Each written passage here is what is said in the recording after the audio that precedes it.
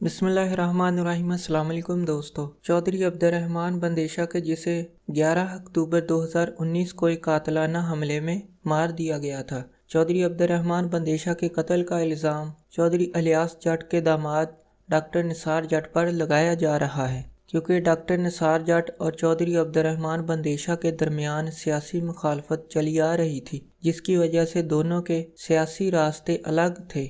چودھری عبدالرحمن بندیشا اور ڈاکٹر نثار جٹ کے درمیان سمن آباد میں صلح بھی ہو چکی تھی، کہ جس میں دونوں پارٹیوں کی طرف سے یہ فیصلہ کیا گیا تھا کہ وہ ایک دوسرے کو نقصان نہیں پہنچائیں گے اور صلح اور امن کے ساتھ رہیں گے۔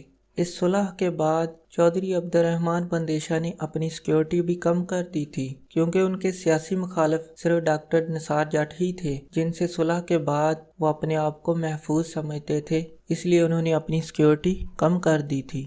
11 اکتوبر 2019 کو ایک قاتلانہ حملے میں چودھری عبدالرحمن مارے گئے۔ چودھری عبدالرحمن کے قتل کا الزام ڈاکٹر نثار جٹ پر لگایا جا رہا ہے، لیکن ابھی تک یہ بات کنفرم نہیں ہو سکی کہ چودھری عبدالرحمن بندیشا کے قتل کے پیچھے کس کا ہاتھ ہے۔ دوستو، آپ نے ہمارے اس چینل کو ابھی تک سبسکرائب نہیں کیا تو اس کو ابھی سبسکرائب کر دیں، تاکہ مزید آنے والی ویڈیوز آپ تک بآسانی پہنچ سکیں۔